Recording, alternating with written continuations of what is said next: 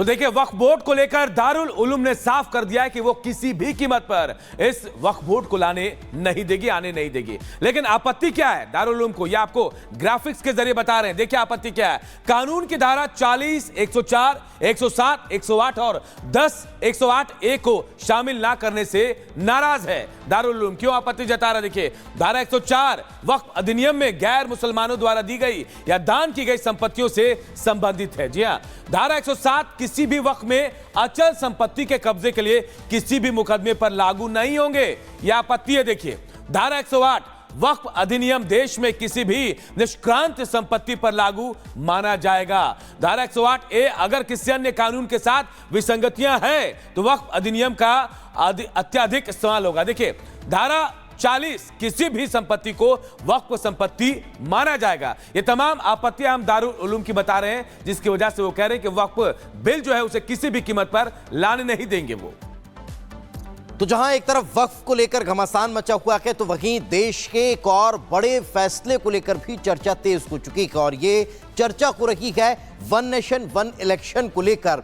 एक तरफ जहां सरकार इसी सत्र में वन नेशन वन इलेक्शन को लेकर चर्चा कराने की अब तरफ आगे बढ़ रही है, या फिर ये कह लीजिए कि बिल लाने की तैयारी में है, तो दूसरी तरफ विपक्ष जो है वो ये बता रहा है कि भारत में वन नेशन वन इलेक्शन संभव ही नहीं है। इसी से जुड़ी एक रिपोर्ट आपको दिखाते हैं।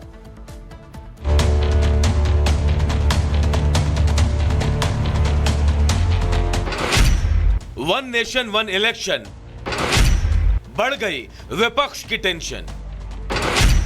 इसी सत्र में पेश करने की तैयारी, विपक्ष के लिए परेशानी भारी। वन नेशन वन इलेक्शन वो विधेयक जिसे भारत के लिए बेहतर भविष्य की कल्पना के तौर पर देखा जा रहा है। माना जा रहा है कि संसद के मौजूदा सत्र में केंद्र सरकार इसे पेश कर सकती है। चर्चा तो पहले से हो रही थी, लेकिन इस मुद्दे पर बनी समिति के अध्यक्ष पूर्व राष्ट्रपति रामनाथ कोविंद ने एक बयान देकर इसे जल्द पेश करने के संकेत दे दिए हैं। कानपुर पहुंचे रामनाथ कोविंद ने कहा कि यह विधेयक गेम चेंजर साबित हो सकता है। अर्थशास्त्रियों की माने तो इससे जीडीपी भी बढ़ जाएगी। It will work as a game changer. Bharat की अर्थव्यवस्था आज जो है वो आपकी अराउंड 6.5 या 7%, और जब ये आ जाएगा, और ये मेरी राय नहीं है बल्कि जो इस देश के इकोनॉमिस्ट हैं उनकी राय है कि कम से कम 1 से 1.5% जो है ऑटोमेटिकली इस देश की जीडीपी बढ़ जाएगी। रामनाथ कोविंद और इस बिल को लेकर सरकार की गंभीरता को देखते हुए एक बार फिर विपक्ष टेंशन में है। एक तरफ जहां वन नेशन वन इलेक्शन को देश हित से जोड़कर देखा जा रहा है, तो वहीं विपक्ष को लगता है कि यह भारत के लिए फिट नहीं है। रामनाथ कोविंद का बयान को अर्थशास्त्र से ना जोड़कर देखने की सलाह देते हुए तारिक अनवर कह रहे हैं कि भारत के संविधान के हिसाब से फेडरल स्ट्रक्चर में यह संभव ही नहीं है।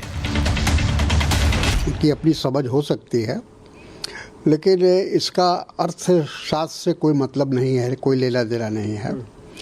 और जैसा हमारे संविधान में जो प्रावधान है उसके अनुसार एक फेडरल स्ट्रक्चर में ये संभव ही नहीं है कि एक साथ वन नेशन वन इलेक्शन हो।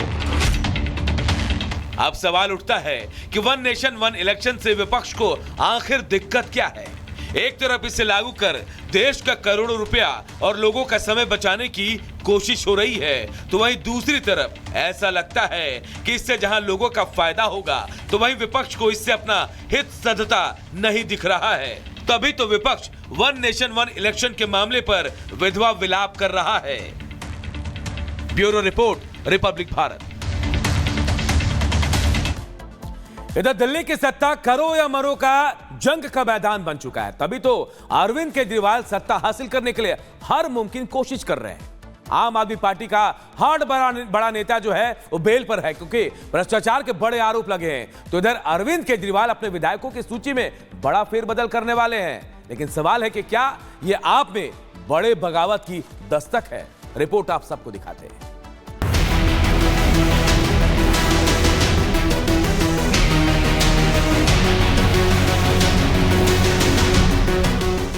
चौथी बार दिल्ली के मुख्यमंत्री बनने के लिए अरविंद केजरीवाल ने एड़ी चोटी का जोर लगा दिया है।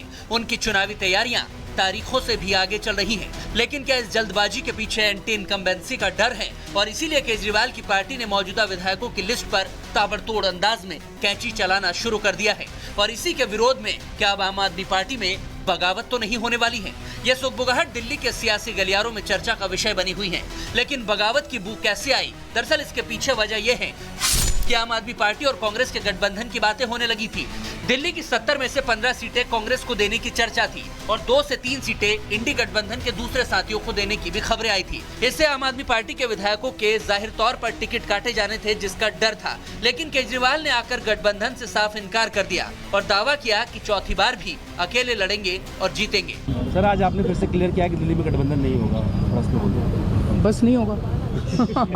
ओवरऑल कांग्रेस के साथ सीटें भले नहीं बटे, लेकिन केजरीवाल कैंप में वैसे भी खलबली मची है। खबरें थी कि ज्यादातर विधायकों के टिकट काटे जा रहे हैं तो वो एकजुट होकर पार्टी के खिलाफ उतर सकते हैं। लामबंद होकर बैठक की भी खबरें थी, लेकिन स्पीकर रामनिवास गोयल ने अपने घर ऐसी किसी बैठक के होने से साफ इनकार कर दिया। लेकिन बगावत की आशंका की एक वजह ये भी बताई जा रही है कि आम आदमी पार्टी ने अब तक 31 प्रत्याशियों का ऐलान कर दिया है।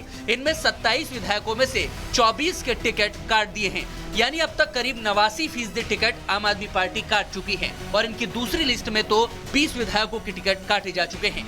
इनमें सीलमपुर से विधायक अब्दुल रहमान भी शामिल है, जिन्होंने पार्टी छोड़ने का फैसला किया और तुरंत कांग्रेस में शामिल हो गए। देखिए, आम आदमी पार्टी का जब गठन हुआ था तो बहुत सारी चीज़ें उसके अंदर थी। वहाँ समानता की बात थी, सभी धर्मों को, सभी वर्गों को साथ लेके चलने की बात थी।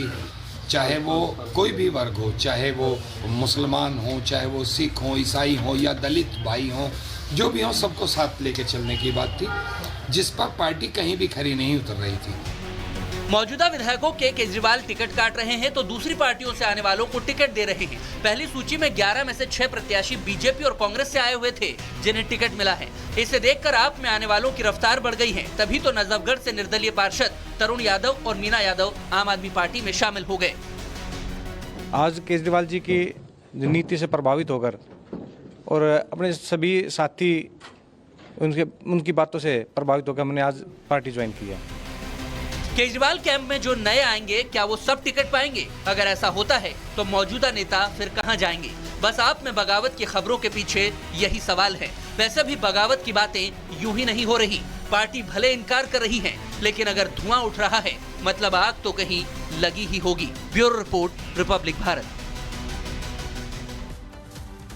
एआई इंजीनियर अतुल सुभाष की आत्महत्या की पूरे देश में चर्चा है, लेकिन इसके साथ साथ दिल्ली के फिजियोथेरेपिस्ट अरविंद की आत्महत्या के मसले को लेकर भी चर्चाएं तेज हो चुकी है, या फिर ये कह लीजिए कि उनकी आत्महत्या का मामला भी तूल पकड़ता जा रहा है। उन्होंने भी अपनी पत्नी की प्रताड़ना और कोर्ट कचहरी के पचड़ों से परेशान होकर मौत को गले लगा लिया था, लेकिन 7 साल बाद भी उनका परिवार न्याय की गुहार लगा रहा है, इंतजार कर रहा है। देखिए रिपोर्ट।